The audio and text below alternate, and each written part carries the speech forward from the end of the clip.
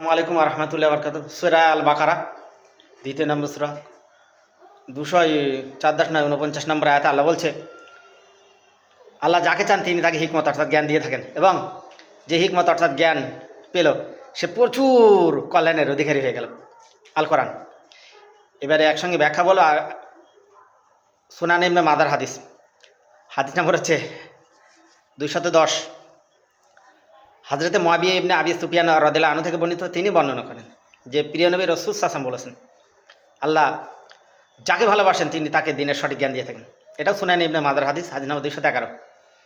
এটা হযরত মুআবিয়া ইবনে আবি সুফিয়ান রাদিয়াল্লাহু তাআলা আনহু থেকে বর্ণিত, তিনি বর্ণনা করেন যে প্রিয় নবী রাসূল সাল্লাল্লাহু আলাইহি ওয়াসাল্লাম বলেছেন, আল্লাহ তিনি যে বান্দা বা বান্দির কল্যাণ কামনা করেন তিনি তাকে দিনের সঠিক জ্ঞান দিয়ে থাকেন। হাদিস ইবনে মাদার ব্যাখ্যা।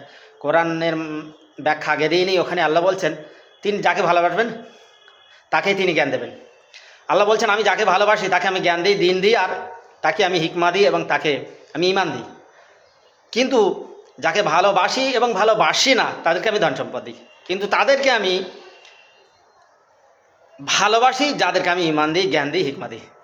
এবং হাদিস শরীফে বলছে যে আল্লাহ যাকে ভালোবাসেন তিনি তাকেই দিনের সঠিক জ্ঞান দিয়ে থাকেন। অবশ্যই অবশ্যই যারা হিকমা পেয়ে গেল, দিনের জ্ঞান, কোরআন হাদিসের জ্ঞান পেয়ে গেল, তারা প্রচুর কল্যাণের অধিকারী হয়ে গেল। এটা আল্লাহ বলেছেন এবং আল্লাহ রাসূল সাল্লাল্লাহু আলাইহি ওয়াসাল্লাম বলেছেন। অবশ্যই অবশ্যই আমাদের কোরআন হাদিসের জ্ঞান অর্জন করতে হবে। তার পাশাপাশি আপনি যদি দুনিয়ার জ্ঞান অর্জন করেন, জ্ঞান, বিজ্ঞান, হিকমা ইত্যাদি ইত্যাদি শিক্ষা করেন, কোনো দোষের বিষয় নেই। তবে আমার প্রত্যেক মুসলমানের জন্য কোরআন আর হাদিসের দিনের জ্ঞান শিক্ষা করা হচ্ছে ফরজ।